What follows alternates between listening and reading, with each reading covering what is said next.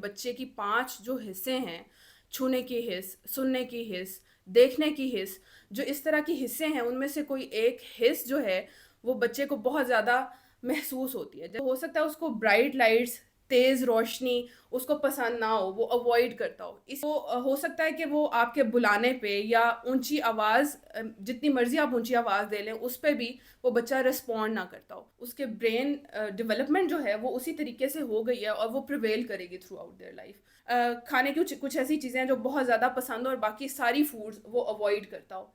Nail cutting में, hair cutting में बहुत ज़्यादा मसला पेश आता हो। उन सब लेटर्स में से W letter for some reason बहुत ज़्यादा पसंद था और वो बच्चा उस डब्ल्यू को पकड़ के बार बार उसी के साथ प्ले करता था। मतलब इतने एक्सप्रेशन हम नहीं इतने कंट्रोल कर सकते जितना बच्चा कंट्रोल करता है।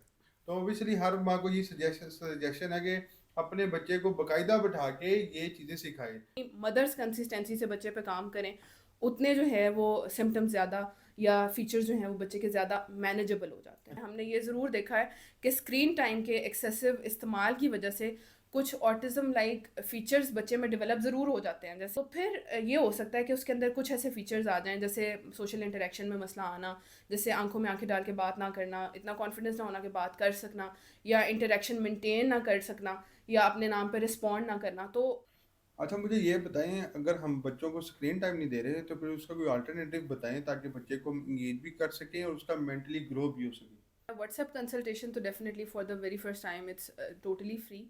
अस्सलाम वालेकुम। डॉक्टर सेड आपके लिए लेके आता है पाकिस्तान के काबिल तरीन डॉक्टर्स का पॉडकास्ट, ताकि हमारे जहन में किसी भी तरह का कोई वहम, कोई सवाल या शक शुबा है उसे दूर किया जा सके। अभी हमारे चैनल को सब्सक्राइब करें ताकि इसी तरह से और बहुत ज़्यादा डॉक्टर्स का पॉडकास्ट आप देख सकें। आज हमारे साथ मौजूद हैं मैडम आयशा, जो कि क्लिनिकल साइकोलॉजिस्ट हैं। जैसा कि हम जानते हैं, बच्चों की अर्ली स्टेज की डेवलपमेंट बहुत ज़्यादा ज़रूरी होती है, उनका फ्यूचर डिपेंड होता है। तो उससे रिलेटेड हम मैडम से क्वेश्चन करेंगे। सबसे पहले तो आप अपना इंट्रोडक्शन करवा दें। अस्सलाम वालेकुम, मेरा नाम आयशा जावेद है और मैं एक क्लिनिकल साइकोलॉजिस्ट हूँ। पालनहार बच्चों की कॉग्निटिव और इमोशनल डेवलपमेंट के लिए डेडिकेटेड है। अच्छा चले, मैं अब जैसे कि हम सब जानते हैं, बच्चों की अर्ली स्टेज की जो डेवलपमेंट होती है, जो उनकी बच्चों की नशोनुमा होती है 5 साल तक की, वो उनका फ्यूचर डिसाइड करती है, वो जिस्मानी हो या दिमागी हो। हमें ऑब्वियसली अपने बच्चों की इन 5 सालों में बहुत ज़्यादा केयर करनी होती है ताकि वो मुस्तकबिल में फल फूल सकें, उनका एक फ्यूचर ब्राइट हो सके। अगर वो मेंटली या फिजिकली तौर पे पीछे रह गए तो उनका सारा ज़िंदगी का स्टेक जो है वो दांव पे लग सकता है।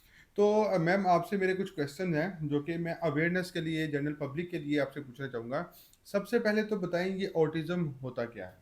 ऑटिज़म एक न्यूरो डाइवर्जेंट कंडीशन है जो बेसिकली अफेक्ट करती है बच्चे की सोशल कम्युनिकेशन को, बच्चे की इंटरेक्शंस को, और उसके साथ ही साथ बच्चे के कुछ ऐसे रवैये होते हैं जो रेपिटेटिव होते हैं और पेयर्ड होता है ये सेंसरी प्रोसेसिंग के प्रॉब्लम्स के साथ।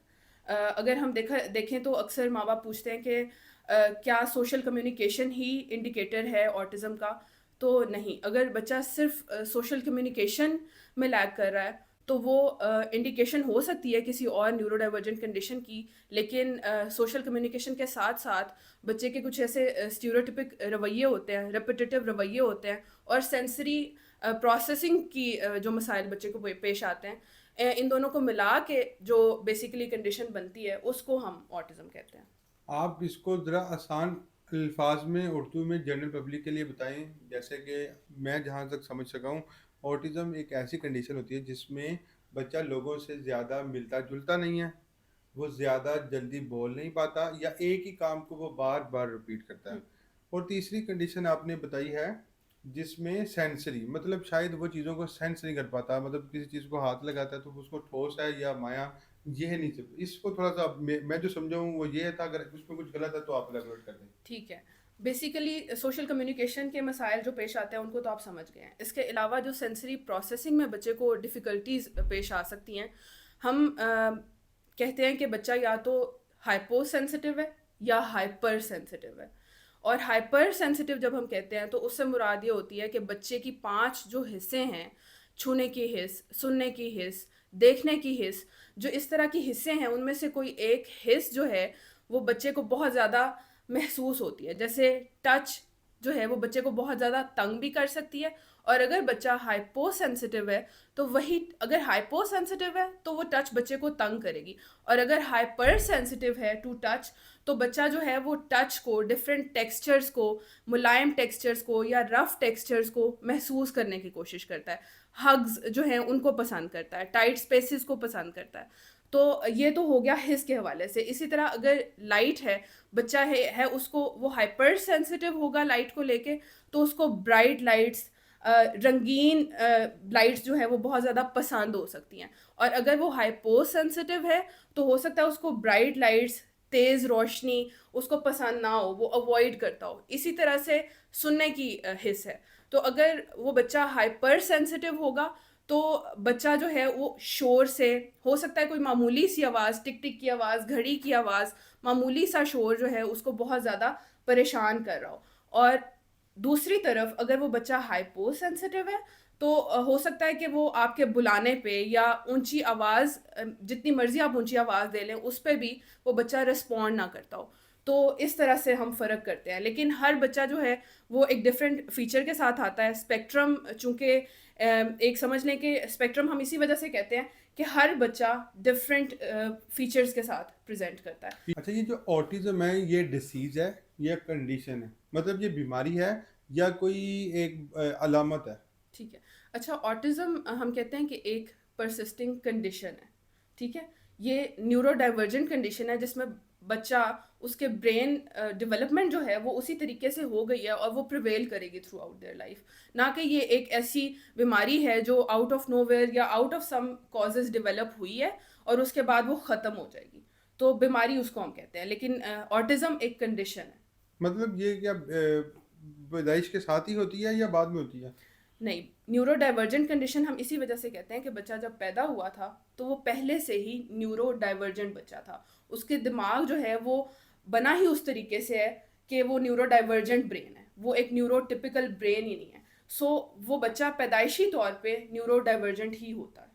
अच्छा, ऐसे कौन से साइन है जिससे माँ को पता चल सके कि ये मेरे बच्चे में ये ऑटिज्म की अलामात हैं, ताकि वो उसको पता हो कि इसको किसके पास लेके जाना है, कहाँ पे इसको चेकअप करवाना है, और ना कि उससे ज़बरदस्ती वो काम करवाने की कोशिश की करे। ताकि आई नो कि लोग बच्चों को ऐसे ट्रीट करते हैं जैसे कि वो उनको मारते हैं कि ये नहीं करना वो नहीं करना, हम्म, लेकिन सम टाइम बच्चा उस कंडीशन में होता है कि वो कर ही नहीं पाता। मुझे वो अलामात बता दें।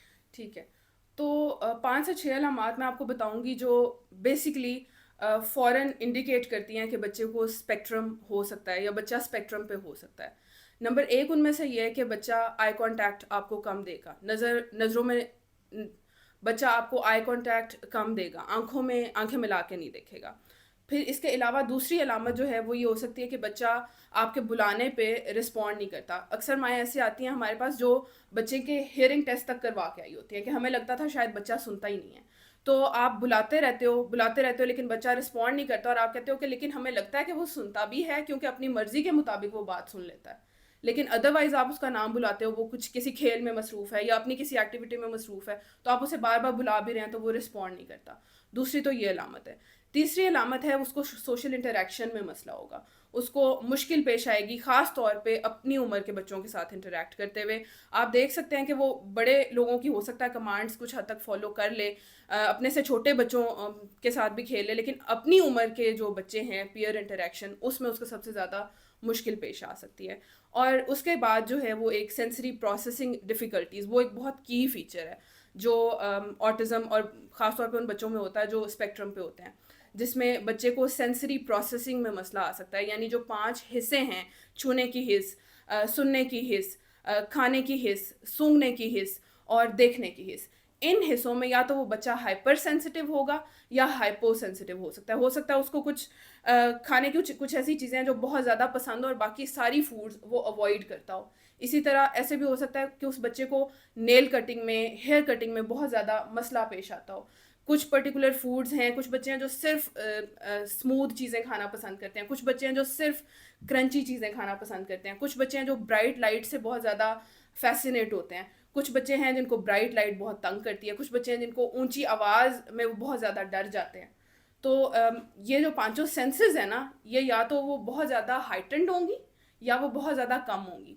और इसके अलावा एक और अलामत है जो रेपिटिटिव रवैये हैं, रेपिटिटिव प्ले है। बच्चे एक ही तरह से प्ले करना पसंद करेंगे।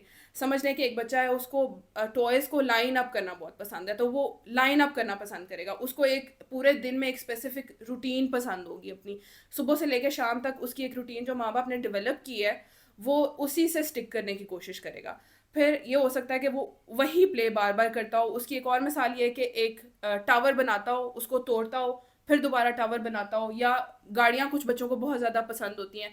एक बच्चा मेरे पास रिसेंटली ऐसा आया जिसको हम पेग बोर्ड्स ABC वाले इस्तेमाल करते हैं बच्चों से खेलने के लिए या उनको कुछ सिखाने के लिए, ABC सिखाने के लिए। तो उस बच्चे को उन सब लेटर्स में से W letter for some reason बहुत ज़्यादा पसंद था, और वो बच्चा उस W को पकड़ के बार बार उसी के साथ प्ले करता था। और जब वो मेरे पास आया बच्चा, तो उसके हाथ में वो लेटर था, और उसकी मदर ने रिपोर्ट किया कि ये बच्चा इस लेटर को लेके ही सोता है, इसके हाथ में होता है ये।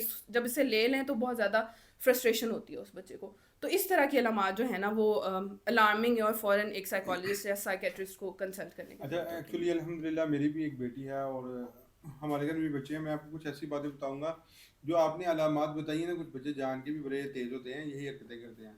मेरी बेटी है, उसको आप उसके मकसद के लिए बुलाओ तो 1 सेकंड में सुनती है, हम्म। और जब उसके ऐसे काम के लिए बुलाओ जो वो नहीं करना चाहती तो वो ऐसे इग्नोर करती है जैसे कि उसको आवाज़ ही नहीं है। हम्म। मतलब सम हाउ, क्योंकि मैं भी ओबियसली आपको आइडिया होगा कि ऑटिज्म से काफ़ी लोगों से मुंसलिक हूँ, हम्म।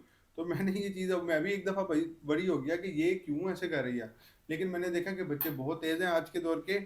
तो लेकिन मैं इसमें ये पूछूंगा कि कैसे कंफर्म होगा जो ठीक। जान के नहीं सुनते, उसको आप उसकी मर्जी की एक दफ़ा बात लगाओगे, हम यहाँ करने लगे हैं, ये जाने लगे हैं, तो देखिए वो 1 सेकंड से पहले रिस्पॉन्स करेगा। लेकिन अगर आप वो ऐसे काम के लिए बुला रहे हो जो वो नहीं करना चाह रहा, जैसे बच्चों का सो जाते हैं, आज इधर वो सो जाते हैं, तो वो हम्म। ऐसे इग्नोर करता है। मतलब इतने एक्सप्रेशन हम नहीं इतने कंट्रोल कर सकते जितना बच्चा कंट्रोल करता है। ठीक तो है। इसी तरह से दूसरा साइन आपने बताया था कि हाइपर एक्टिव। इसमें हाँ, ये चीज़ जो है ये मेरे ख्याल से बहुत ज़्यादा, कि जो बच्चे एक ही रिपीट जो है ना रिपीट करते हैं ना अपने टास्क को, ये बच्चे में होना एक अलार्मिंग सिचुएशन ज़्यादा है। क्योंकि ये 90% बच्चों को नहीं मैंने करते देखा, ये बहुत कम ही है जो हम्म। एक ही चीज़ से लगे हुए हैं और लगे हुए हैं लगे हम्म। हुए हैं, हम्म। ये ज़्यादा है। अच्छा, अब इसमें अब आपकी क्या राय है? अच्छा, इसमें ऐसे है कि ऐसे हो सकता है कुछ पेरेंट्स ऐसे भी कहते हैं कि हमारा बच्चा अकेले खेलता है, लेकिन क्या क्या ये ज़रूरी है कि वाकई वो ऑटिस्टिक हो? तो हम डिफरेंशिएट ऐसे करते हैं कि ये सारे सिम्टम्स जब पेयर अप होते हैं ना, ये सारे फीचर्स जब बेसिकली इकट्ठे, या 2 से 4 फीचर्स इकट्ठे प्रेजेंट कर रहे होते हैं किसी एक बच्चे में, यानी वो सोशल इंटरेक्शन भी करना पसंद नहीं करता। अगर उसका प्ले है तो वो इंटरेक्टिव प्ले नहीं है, वो आइसोलेटेड प्ले है। इसी तरह अगर वो प्ले अगर आइसोलेटेड भी है तो वो रेपिटेटिव प्ले है। और ये सारे और सेंसरी डिफ़िकल्टीज़ भी उस बच्चे को साथ में जो है वो प्रॉब्लमेटिक है उसके लिए नाखून कटवाना प्रॉब्लमेटिक है, और किसी बच्चे की कोई भी सेंसरी डिफ़िकल्टीज़ हो सकती हैं। तो ये सारी जब चीज़ें पेयर अप करती हैं ना, ये सारे फीचर्स जब पेयर अप होते हैं, तो हम उस कंडीशन को ऑटिज़म का नाम मतलब देते हैं। एक बच्चे में एक आधी निशानी से कोई फ़र्क नहीं पड़ता। जब उसमें एक से ज़्यादा निशानियाँ रूनुमा होना शुरू हो तो फिर हम डिक्लेयर करते हैं। जी, अच्छा, जी। आप किस एज तक के बच्चे को नहीं ऑटिज़्म डिक्लेयर करते हैं? बिकॉज़ मैं यहाँ पे थोड़ा क्लियर कर दूँ, मेयो हॉस्पिटल के एक सीनियर डॉक्टर हैं, उन्होंने कहा है कि 5 साल तक हम किसी बच्चे में ऑटिज़्म डिक्लेयर नहीं करते। इसमें हुँ। आपकी क्या राय है? इसमें यही राय है। उमूमन वैसे अगर एक बच्चे की इंटरवेंशन या थेरेपी शुरू करवानी हो, तो कुछ पेरेंट्स हैं जो 1.5 साल पे भी बच्चे को ले आते हैं, कुछ पेरेंट्स हैं जो 2 साल पे, 3 साल पे भी ले आते हैं। लेकिन अमूमन हम 3 साल के बाद डायग्नोज़ कर देते हैं, क्योंकि फिर हमने ज़ाहिर है उस बेस पे हमने उसकी इंटरवेंशन भी करनी होती है, ज़ाहिर है उस बच्चे की थेरेपी भी शुरू होनी होती है। लेकिन 3 से 5 साल तक भी समझ सकते हैं कि वो क्वेश्चनेबल ही होता है, लेकिन 5 साल के बाद तो समझ लें कि कन्फर्म हो जाता है। बिल्कुल कन्फर्म। क्योंकि लेकिन 3 हाँ। साल पे भी अगर फीचर्स बच्चे के इस तरह के होंगे तो वो कंफर्म हो जाता है, लेकिन 3 साल से पहले तो हम बिल्कुल भी लेबल नहीं लगाते किसी भी बच्चे पे। बिकॉज़ मैं भी ये समझा हूँ, जैसे आप नॉर्मली आप 80% देखेंगे बच्चे बाल कटवाने से हेजिटेट करते हैं, नाखून कटवाने से हेजिटेट करते हैं। लेकिन अगर वो 5 साल की एज के बाद भी कर रहा है तो कंफर्म कोई प्रॉब्लम है। जी, क्योंकि जी। 5 साल तक का बच्चा इस तरह हो डेवलप हो चुका होता है कि उसको पता है एग्जैक्टली। कटिंग करवानी है, नाखून कटवानी है, ये चीज़ें करनी है। अच्छा, उसके बाद मुझे ये बताइए, ये जो स्पीच डिले है, स्पीच डिले में मैंने ये यहाँ तक भी देखा, कुछ लोग 5-5 6-6, मेरी फैमिली में 2 लोग ऐसे हैं जो 6-6 7-7 साल की उम्र में आके सही बोलना शुरू हुए हैं। तो हम किस एज में डिसाइड करेंगे इसका स्पीच डिले हो चुका हुआ है, और स्पीच डिले में अब थेरेपी की ज़रूरत है?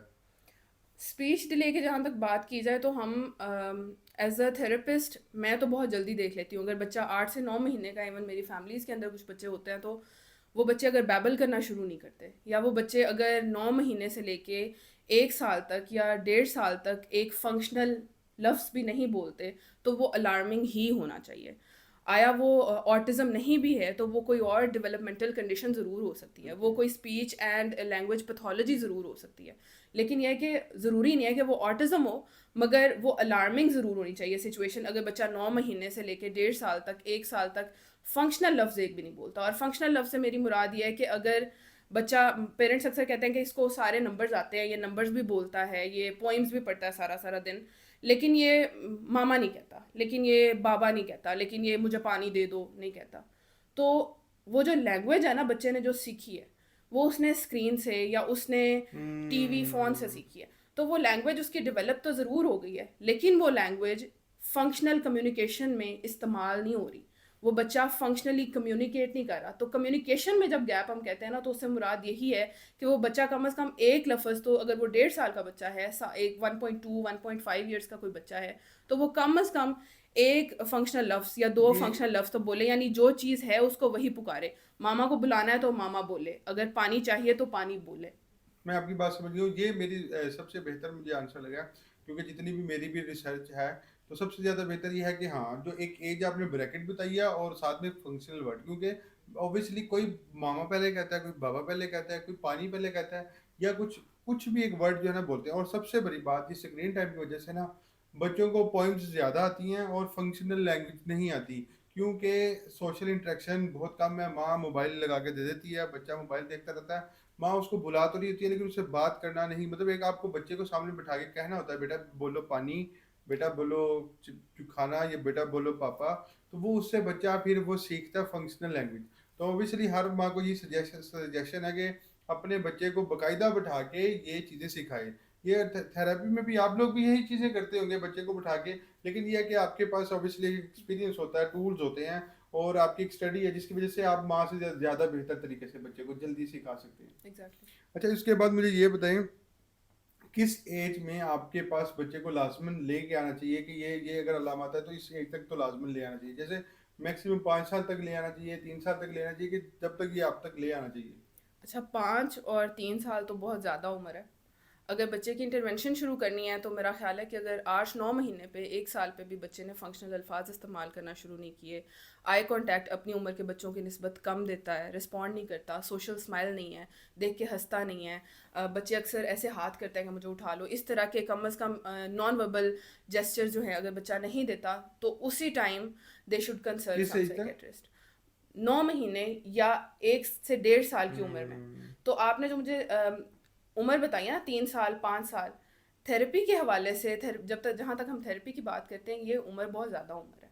यहाँ पे इंटरवेंशन प्रोग्नोसिस कम देती है। अगर हम 2 साल 2 साल से पहले भी कुछ अलामात हैं, अगर अलार्मिंग कंडीशंस कुछ ऐसी हैं जिसमें आपको पता लग रहा है कि बच्चा आई कांटेक्ट नहीं दे रहा, बच्चा बुलाने पे रिस्पॉन्ड नहीं कर रहा, कम से कम 1 से 1.5 साल का बच्चा जब चलना शुरू हो जाता है ना, तो नाम बुलाने पे देखना, एक लफ्ज़ बोलना, आंखों में आंखें डाल के देखना, मुझे उठा लो का इशारा करना, इस तरह की चीज़ें करना वो सीख जाता है। लेकिन अगर बच्चे को इस चीज़ में मुश्किल पेश आ रही है, तो आपको उसी टाइम इंटरवेंशन शुरू कर देनी चाहिए, क्योंकि जितनी जल्दी इंटरवेंशन होती है, जितनी जल्दी थेरेपीज शुरू होती हैं, उतना प्रोग्नोसिस बच्चे का जो है ना वो बेहतर होता है। और जितने ये रवैये डेवलप हो जाते हैं, जितना लेट करते हैं आप इंटरवेंशन, 3 साल 5 साल की उम्र के बच्चे, उनमें प्रोग्नोसिस कम हो जाता है, फिर मैं सिम्टम्स आपकी को बात मैनेज करना मुश्किल हो बिल्कुल जाता है। ठीक।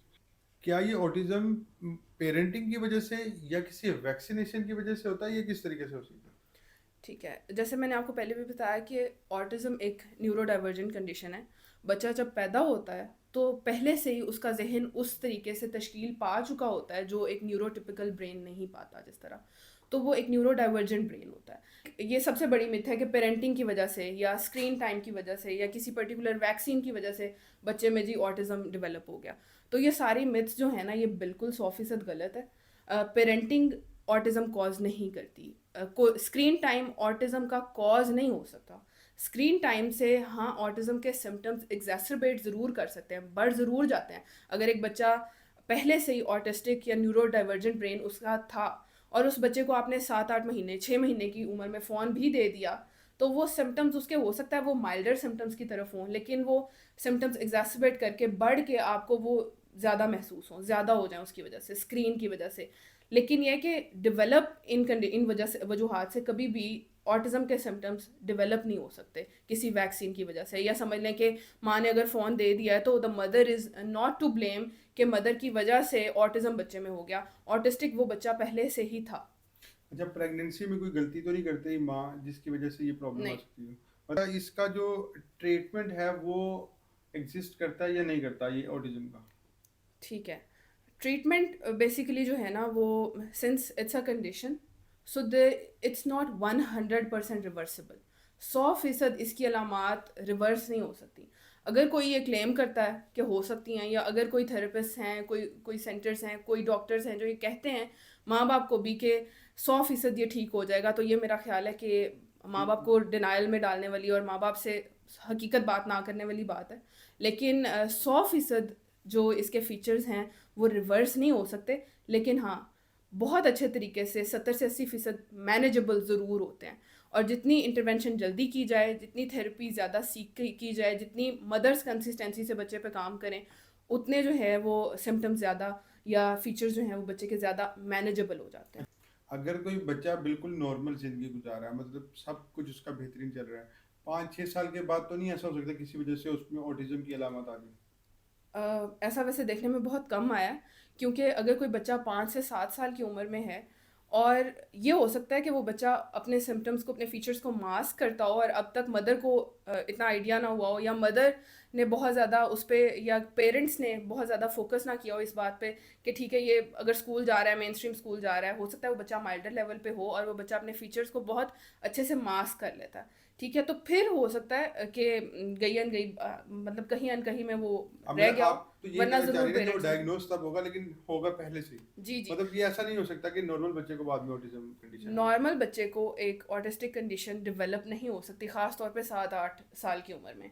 हाँ, 1 से 2 साल की उम्र में, 3 साल की उम्र में हमने ये ज़रूर देखा है कि स्क्रीन टाइम के एक्सेसिव इस्तेमाल की वजह से कुछ ऑटिज़म लाइक फ़ीचर्स बच्चे में डेवलप ज़रूर हो जाते हैं। जैसे एक बच्चा है जो 7-8 माह का है, जो न्यूरो डाइवर्जेंट नहीं था, जो ऑटिस्टिक नहीं था, लेकिन उसने परसिस्टेंटली 1 साल 2 साल 7 से 8 घंटे पूरा पूरा दिन स्क्रीन देखी है।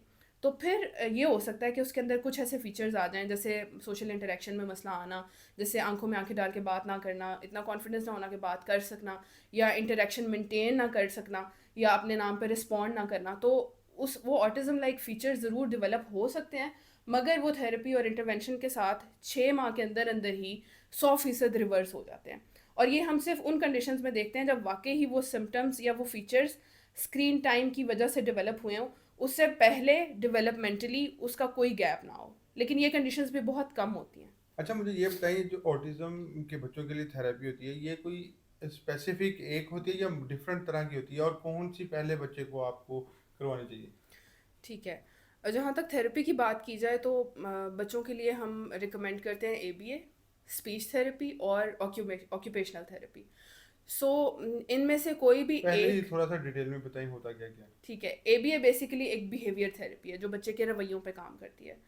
इसके साथ जो ऑक्यूपेशनल थेरेपी है वो बच्चे की सेंसरी नीड्स और सेंसरी प्रोसेसिंग के जो मसाइल हैं और मोटर एरिया के जो मसाइल हैं उनको कैटर करती है।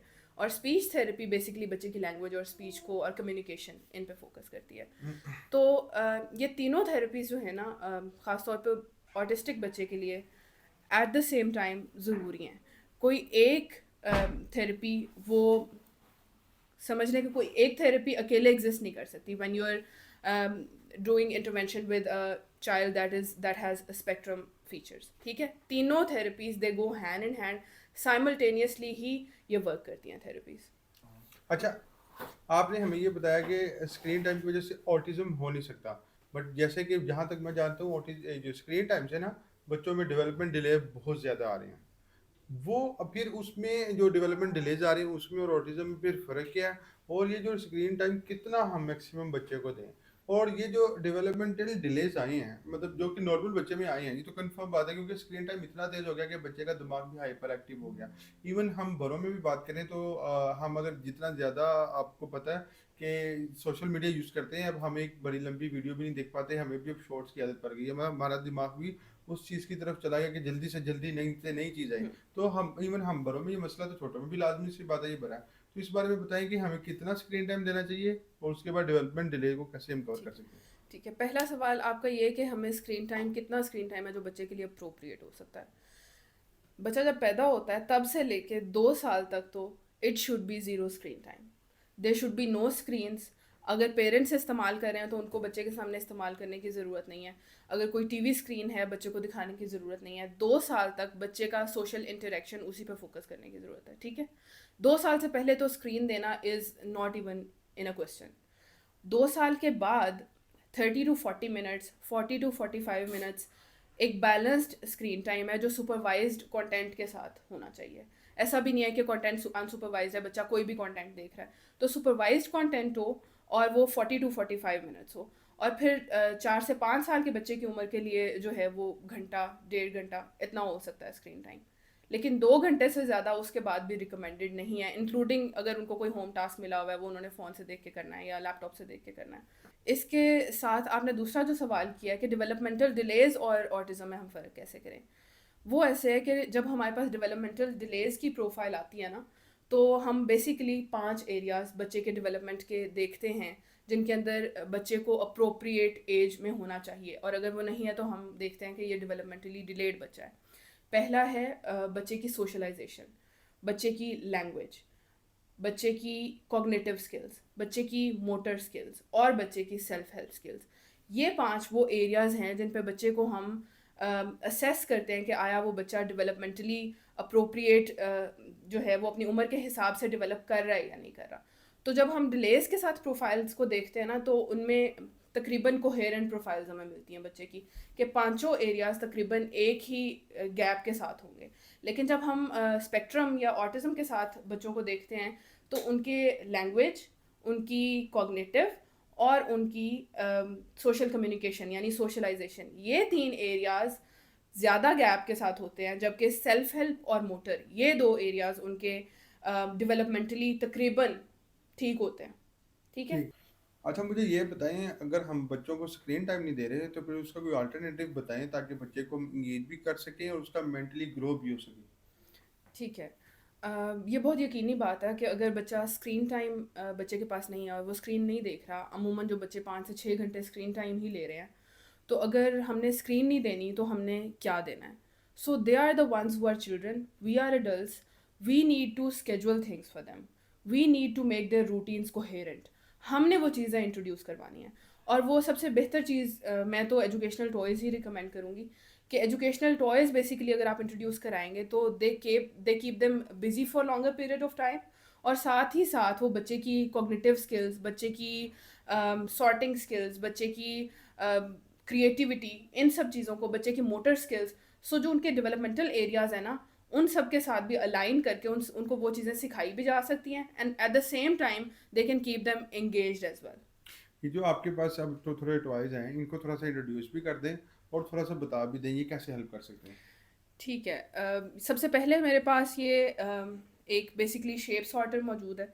इसके अंदर हम क्या करते हैं कि बच्चे को शेप्स की सॉर्टिंग भी सिखाते हैं, शेप्स की आइडेंटिफिकेशन भी सिखाते हैं, और सबसे पहले मैचिंग सिखाते हैं। बच्चा जो सीखता है ना वो मैचिंग से सीखता है, पहले मैच करता है, फिर आइडेंटिफाई करता है, फिर डिफ्रेंशिएट करता है। हुँ। तो हम कैटेगरीज में उनको डिफ्रेंशिएट करना भी सिखा रहे हैं, उसके साथ ही साथ इसमें हम बच्चे को कलर जो हैं उनकी आइडेंटिफिकेशन भी सिखा रहे हैं।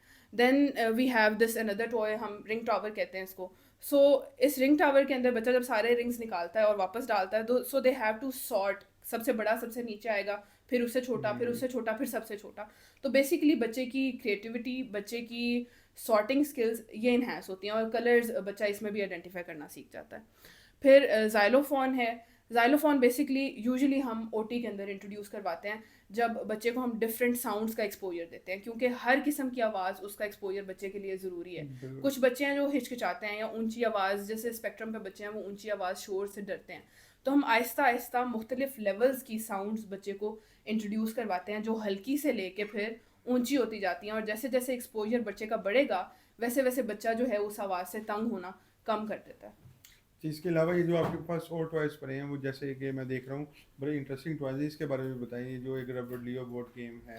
ठीक है जी, एक ये मेरे पास रबर लियो बोर्ड गेम है। ये बेसिकली बच्चे की विजुअल और आई हैंड कोऑर्डिनेशन पे बहुत अच्छा काम किया जा सकता है इसके ज़रिए। ये बेसिकली एक बोर्ड है जिस पे नेल्स लगे हुए हैं और इसके साथ वी हैव दीज कार्ड्स। ये कार्ड्स जो हैं इन पे डिफरेंट पैटर्न्स बने हुए हैं। बच्चा पैटर्न्स बना के अपनी क्रिएटिविटी को बहुत ज़्यादा इन्हांस करता है। तो ये पैटर्न्स जो है ना, हर कार्ड पे एक डिफरेंट पैटर्न है, इसके साथ डिफरेंट हमारे पास रबर बैंड्स हैं। तो रबर बैंड्स के कलर्स डिफरेंट है और उन डिफरेंट कलर्स का इस सॉरी उन डिफरेंट कलर्स का इन कार्ड्स पे एक पैटर्न बना हुआ है। So what we do is हम बच्चे को प्रेजेंट करते हैं इस बोर्ड के साथ और साथ हम बच्चे को एक कार्ड दे देते हैं और हम बच्चे को कहते हैं that you have to make this very pattern.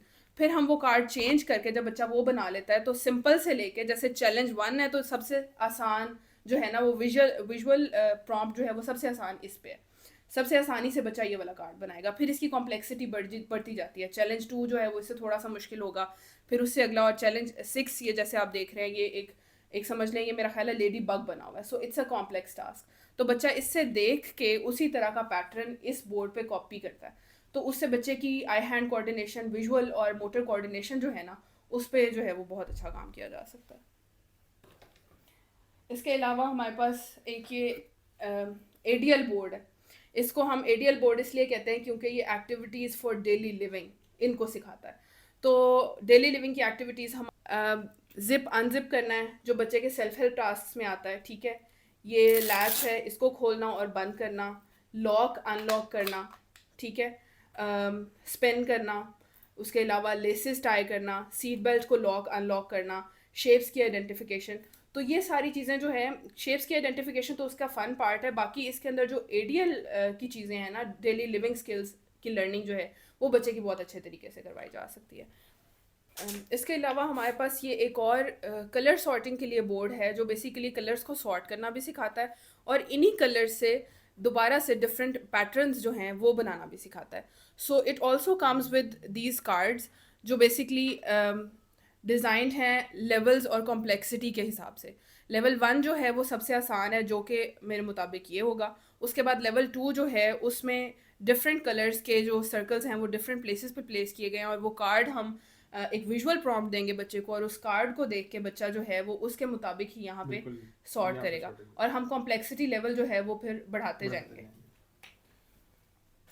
अच्छा, अच्छा तो ये सारे टॉयज़ जो हैं, ये ऑब्वियसली आप थोड़ा-सा बता दें कि लोग कहाँ से ऑर्डर कर सकते हैं, कैसे ये उनको अवेलेबल होंगे? ठीक है, इंटरनेशनल मार्केट में तो ये टॉयज़ या इंटरनेशनली बहुत इजीली एक्सेसिबल होते हैं, स्टेशनरी शॉप्स पे पड़े होते हैं।